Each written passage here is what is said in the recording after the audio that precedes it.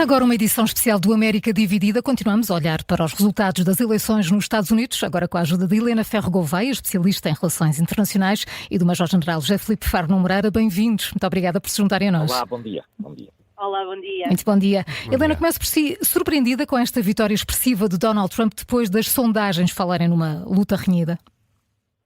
Não, aliás, eu tinha dito e escrevi que tinha dúvidas que Kamala Harris conseguisse vencer estas eleições. Vou fazer aqui um bocadinho o papel da advogada do diabo. A América não está tão dividida quanto o nome deste programa. Aliás, se há algo que estas eleições vêm demonstrar é que o país não está tão polarizado quanto a maioria, tanto dos analistas, da imprensa veio a dizer, porque Donald Trump não só conquista a vitória naquele que é o colégio eleitoral, como, portanto, no Senado, na Câmara dos Representantes, e vai buscar votos mesmo a locais inesperados, como, por exemplo, New York City. Portanto, entre aquilo que é a leitura da realidade americana feita de fora e aquilo que é, de facto, a realidade americana, parece haver um distanciamento e isso deve fazer pensar analistas, deve fazer pensar, portanto, jornalistas e, no fundo, todos nós, e perceber, sobretudo, que os americanos votaram com a carteira. E isto é fundamental, faz-nos, portanto, voltar a uma velha máxima norte-americana, it's the economy, stupid, e o Partido Democrata aqui, isto não é uma falha de Kamala Harris, que até poderia ter sido uma candidata forte noutras circunstâncias, isto é uma falha do Partido Democrata que embarcou numa agenda woke, numa agenda preocupada com questões de franjas, esquecendo-se a nostalgia que os norte-americanos têm, portanto, daquilo que eles consideram os bons velhos tempos. E quando nós olhamos para a distribuição de voto feita em Donald Trump, nós vamos encontrar, por exemplo, uma maioria de latinos. E isto, apesar da gafe que todos nós comentámos, não é, do humorista no último congresso eleitoral. Portanto, não me surpreendeu estes resultados. Agora, naturalmente, como vocês diziam, isto terá impacto do ponto de vista da política externa e dos conflitos a decorrer, sendo que apenas 4% dos americanos, de acordo com uma sondagem que foi feita pela CNN Internacional, tiveram em conta os conflitos internacionais na altura de votar. Portanto, a grande preocupação deles era, sem dúvida, a questão da economia e da inflação e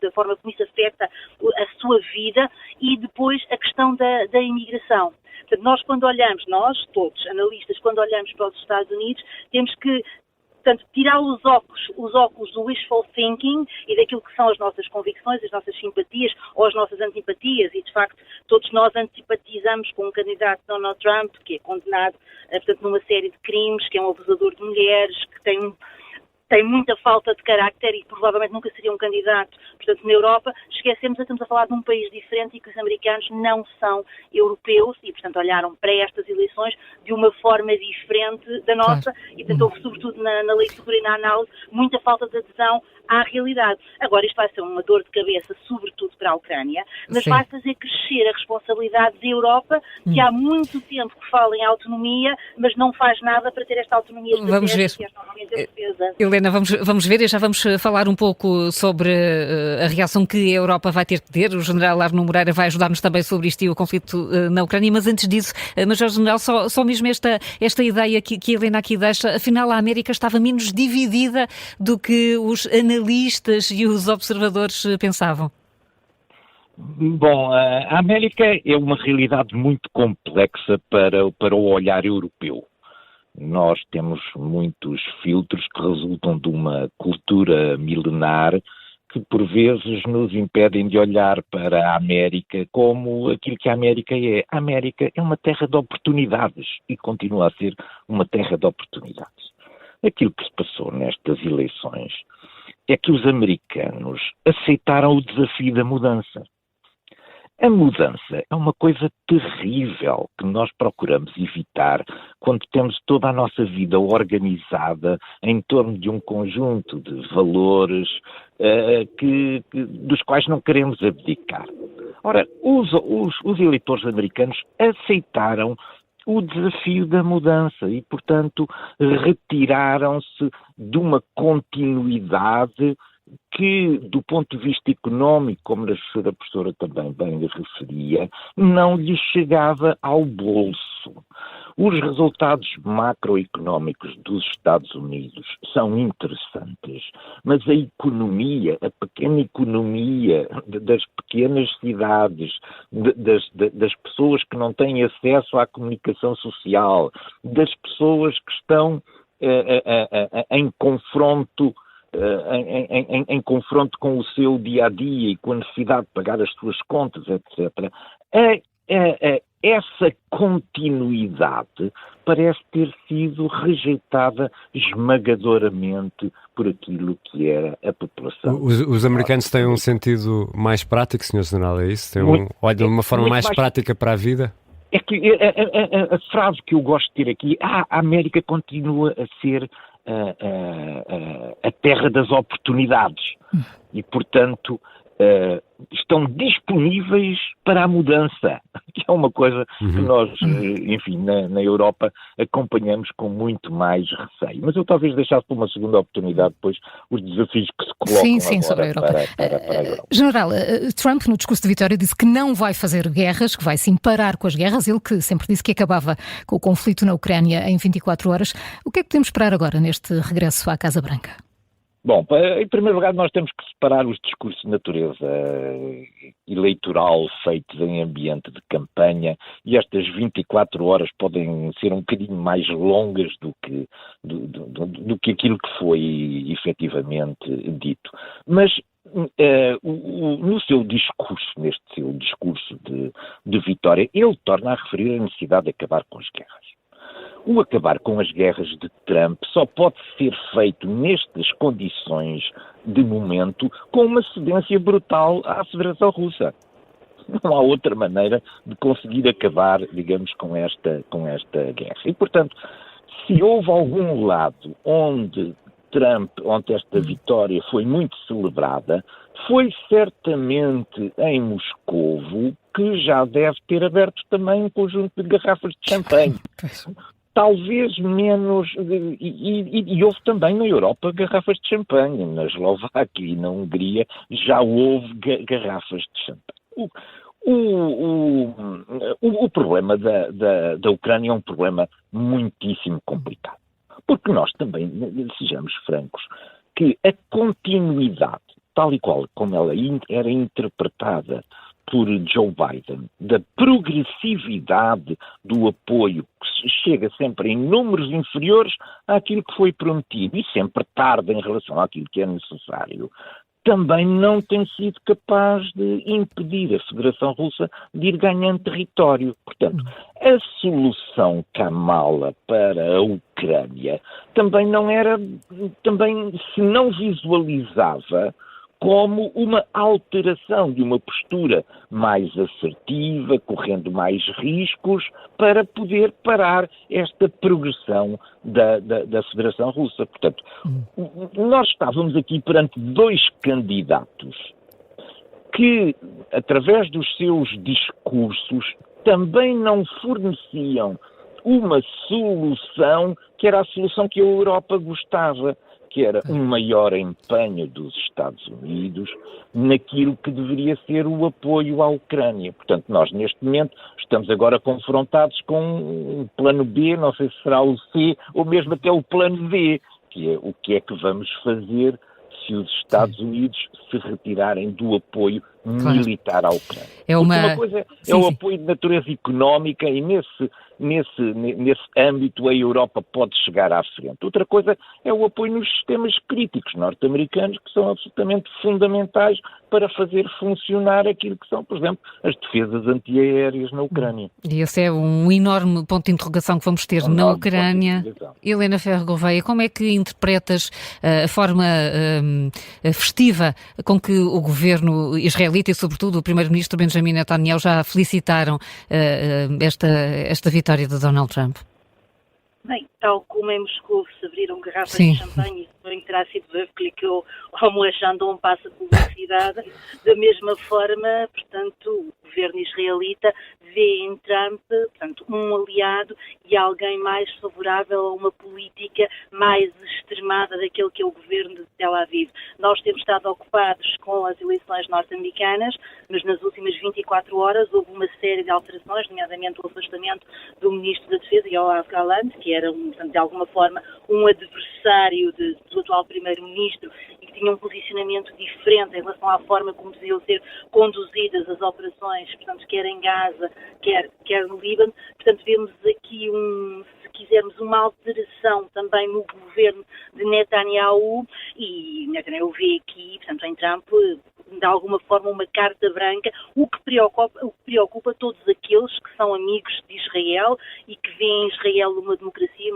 liberal e que não querem ver Israel, portanto, escorregar para uma autocracia ou escorregar para um regime que se torne difícil, portanto, de defender. No entanto, aqui Trump também fez uma exigência a Netanyahu, que é acabar, portanto, com esta questão, portanto, com o conflito e sobretudo em Gaza, de uma forma rápida. E nós assistimos também, nas últimas horas, a uma tentativa de resolver a crise dos reféns por via do pagamento a quem os detém. Aliás, foi oferecida uma recompensa de 6 milhões de dólares a quem entregue reféns. Portanto, vemos aqui também alguma urgência do governo israelita, usando métodos pouco usuais. Normalmente não se paga, ou se paga face por debaixo, se quisermos, do tapete, ou não ostensivamente. Não de forma assumida, não é? Não de forma assumida. Aliás, o governo francês paga pelos reféns, o governo alemão também paga pelos reféns, portanto, infelizmente é uma prática comum, mas aqui há uma abertura, portanto, este oferecer estes 6 milhões por refém, o que demonstra também aqui uma vontade de, a questão do Líbano é diferente, mas a questão de Gaza, de chegar ao fim.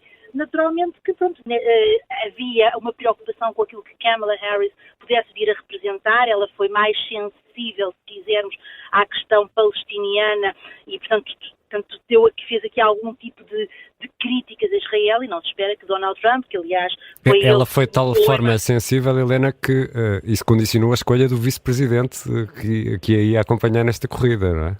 Sim, exatamente. Mas, ironicamente, quem ganha é Trump.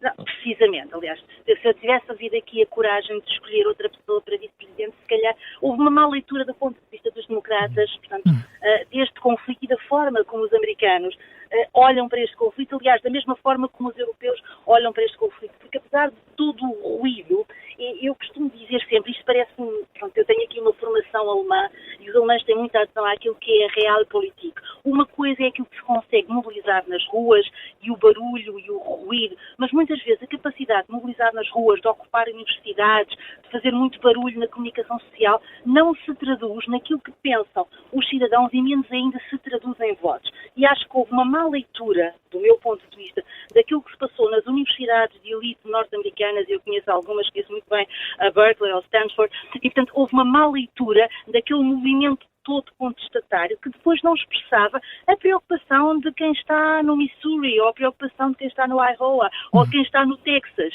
E, portanto, às vezes é preciso perceber. Uma coisa são aquilo que são fenómenos mediáticos, comunicacionais, portanto, de percepção. Outra coisa é aquilo que é a aderência à realidade e que é a realpolitik. Por isso, talvez tanta gente se tenha, pronto, enganado ou tenha lido mal a realidade, porque no fundo foi por aquilo que é o wishful thinking e por aquilo que são imagens, portanto, que são difundidas pelos mídias. E aqui também há uma reflexão, porque eu partilho a preocupação de José Manuel Fernandes com uma imprensa livre, uma imprensa democrática, uma imprensa forte, mas não é uma imprensa que pode embarcar em causas, e parece-me que tem embarcado muito em causas e embarcou muito, apostou todas as fichas num candidato e de repente tem aqui um choque de realidade. E, portanto, é importante nós fazermos aqui todos uma reflexão e de facto, vamos ter tempos difíceis e porque Trump vai mexer com o sistema internacional, arrisca a mexer com a democracia norte-americana, porque ele também tem o Supremo Tribunal, como aqui já foi dito, Sim. Portanto, domina o Congresso, portanto, tem aqui tudo para fazer aquilo quase que lhe apetecer. Vamos ver como é que se gera isto, e é muito inteligente. Alguém dizia há pouco na vossa emissão que agora compete à Europa também dar muitos abracinhos a Donald Trump. A Europa tem que ser inteligente na forma... Era o embaixador João Paulo Almeida. Exatamente, mas a Europa tem que ser inteligente.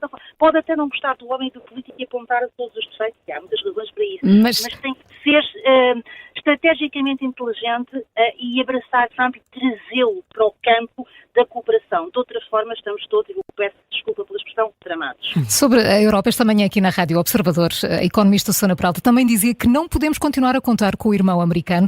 General, este é ou não o abanão que a Europa precisa para acordar? E temos falado muito sobre isto no nosso domínio da guerra. Pois temos. Nós precisamos de muitos abanões na Europa. Não? Nós precisamos de... Ainda mais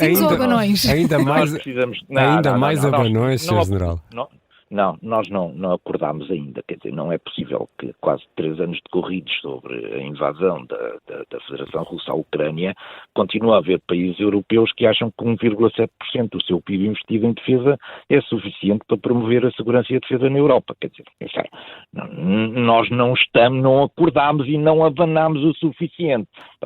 Talvez agora Trump nos venha a abanar o suficiente para acordarmos para esta realidade. Há aqui, no entanto, talvez o aspecto para mim mais importante é olhar para 2 fenómenos que estão a ocorrer simultaneamente e em sentido contrário. É que, por um lado, há um completo alinhamento neste momento de natureza política, militar, institucional, daquilo que são os grandes regimes autocráticos, as grandes ditaduras do mundo, no sentido de promoverem sinergias entre os seus poderes. E nós assistimos à construção progressiva dessas ligações. O que nós assistimos no mundo democrata, das democracias liberais, é um conjunto de rupturas significativas que estão a minar a credibilidade do próprio sistema. Ora, um desses laços fundamentais de manutenção de poder por parte do mundo ocidental, do Ocidente alargado, é a manutenção do laço transatlântico. A manutenção do laço transatlântico entre a Europa e os Estados Unidos é fundamental para os Estados Unidos porque a Europa lhes dá aquilo que é o valor democrático naquilo que é o apoio à política norte-americana. E o apoio norte-americano é importante para a Europa porque lhe traz também segurança. Ora, a Europa e os Estados Unidos não se podem ver entre si como inimigos ou como não fazendo parte do mesmo campo.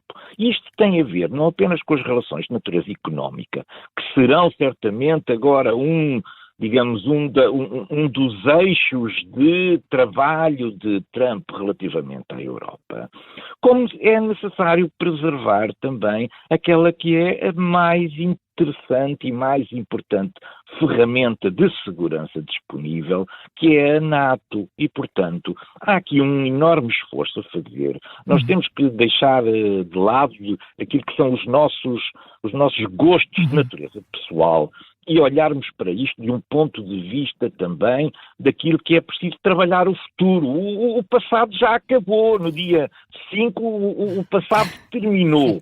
O futuro agora, a partir do dia 6, é como é que a Europa vai trabalhar com Trump no sentido de preservar estas 2 questões.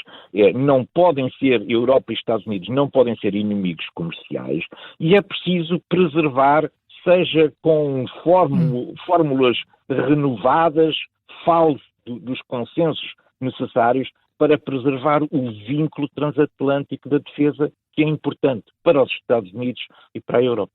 Helena, os analistas políticos como a Helena Ferro Gouveia vão ter mais dificuldade em comentar o mandato de Donald Trump. Trump pode ser muito imprevisível.